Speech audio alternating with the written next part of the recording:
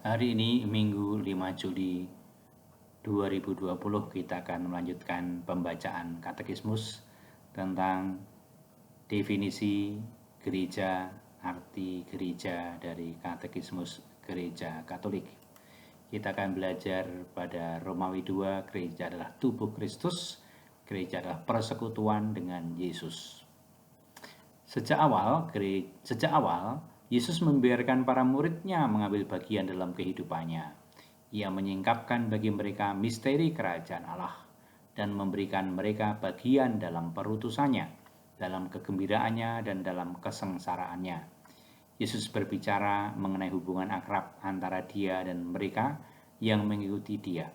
Tinggallah di dalam Aku dan Aku di dalam kamu. Akulah pokok anggur dan kamulah ranting-rantingnya.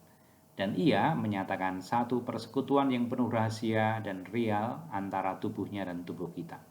Barang siapa makan dagingku dan minum darahku, ia tinggal di dalam aku dan aku di dalam dia. Ketika ia tidak hadir lagi secara kelihatan di tengah murid-muridnya, Yesus tidak meninggalkan mereka sebagai yatim piatu. Ia menjanjikan tinggal beserta mereka sampai akhir zaman dan mengutus kepada mereka rohnya.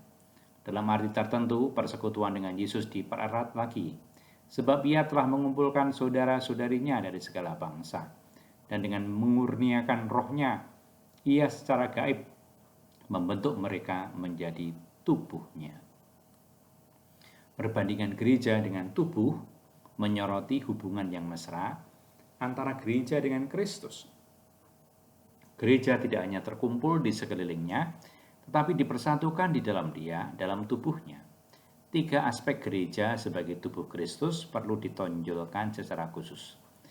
Kesatuan semua anggota satu dengan yang lain oleh persatuannya dengan Kristus, Kristus sebagai kepala tubuh, gereja sebagai mempelai Kristus. Jadi dalam gereja sebagai tubuh Kristus ada 3 aspek yang menonjol.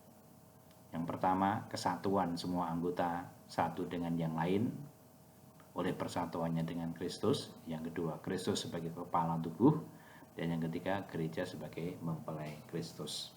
Itu 3 aspek kalau kita berbicara tentang gereja sebagai tubuh Kristus. Demikian pembacaan katekismus tentang gereja sebagai tubuh Kristus. Semoga memberi inspirasi, berkah.